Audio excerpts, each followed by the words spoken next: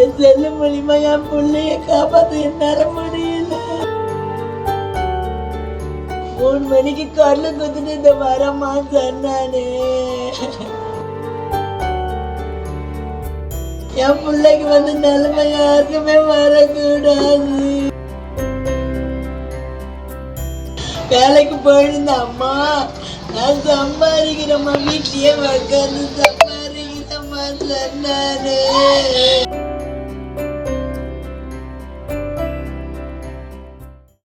தனுஷோட தங்கச்சி அவன் ஏதோ கேம் விளையாடி தான் விட்டுட்டு ஏதோ காலிலேருந்து எல்லாத்தையும் ஃபோன் பண்ணி கேம்லாம் விளையாடி இருக்கான். அவன் வந்து லாஸ் ஆனதுக்கு அப்புறம் கூட ஃபார் மிஸ்டேக் என்னை விட்டுருங்க அப்படின்னு இருக்காங்க. அதில் அப்போ கூட எரர் ஆர்டர் அப்படின்னு சொல்லி நீங்கள் எதுலாச்சும் ஒன்று சூஸ் பண்ணணும் அப்படின்னு சொல்லியிருக்காங்க.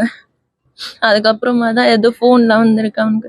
அதுக்கப்புறமா யார்ட்டையும் எதுவுமே சொல்லாமல் இது பண்ணிட்டு இருக்கான். எல்லார்ட்டையும் வந்து கடன் வாங்கியிருக்கான். ஃபர்ஸ்ட் 6000 ரூபாய் போட்டனால 12,000 ரூபாய் வந்துச்சுன்னு சொல்லி அப்படியே கேம் விளையாடி இருக்கான். அது தெரியல, அவன் யாருக்கிட்டயுமே சொல்லலை எங்களுக்கு. அவன் லவ் பண்ற பொண்ணு கிட்ட கேட்டாதான் இது மாதிரி நான் தான் உனக்கு 1,00,000 ரூபாய் கொடுத்தேன், இந்த மாதிரி தப்புன்னு சொன்னேன், ஆனா அவன் அழுது கேட்டனால நான் கொடுத்தேன் அப்படின்னு சொல்லிச்சு. அதுக்கப்புறம் ஸ்கிரீன்ஷாட்லாம் அனுப்பிச்சு விட சொன்னா. அதுக்கப்புறமா தான் ஸ்கிரீன்ஷாட்லாம் வந்துச்சு. இல்லைம்மா, இப்போ இந்த ஆளுநர் மேலே வந்து தமிழக அரசு கோரிக்கை வைக்கிறீங்க, இது மாதிரி முற்றிலுமா இதை தடை செய்யணும். கண்டிப்பா இதை தடை செய்யணும். யாரும் இதை விளையாடக்கூடாது. விளையாடிதான் அப்படி விளையாடினாலும் வீட்டுல முதல்ல சொல்லணும். வீட்டுல யார்ட்டையும் மறைக்கூடாது.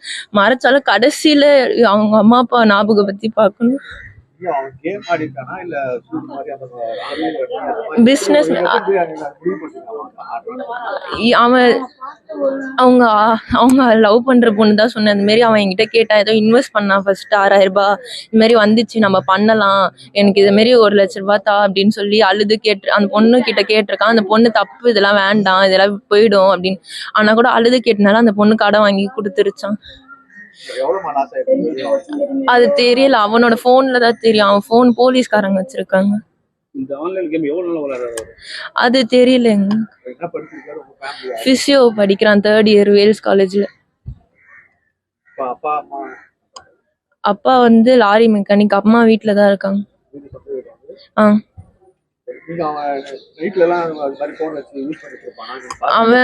அவன் அந்த பொண்ணு கிட்டதான் பேசுவான். நேத்து மட்டும்தான் அவன் ஃபுல்லா அந்த போன் யூஸ் பண்ணிட்டு இருந்தான். என் போனையும் வாங்கியிருந்தான், இன்னொரு போனையும் வாங்கியிருக்கான். அவன் போன்ல இருந்து காசு போலன்னா அவன் ஃப்ரெண்டு அக்கௌண்ட் யாருக்கோ அக்கௌண்ட் டிரான்ஸ்லேஷன் பண்ண சொல்லி என் போன்ல இருந்து மெசேஜ் அமுச்சு விட்டுருக்காங்க.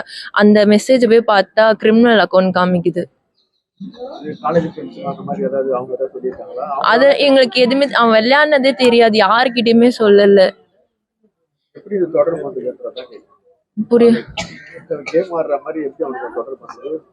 அது யாருக்கிட்டயுமே சொல்லல, தெரியல, எங்களுக்கே தெரியாது. அவன் கேம் விளையாடுறானே தெரியாது. எல்லார்கிட்டயுமே காலேஜ் ஃபீஸ் கட்டணும், அதுக்குதான் காசு வேணும்னு சொல்லி கேட்டிருக்கான்.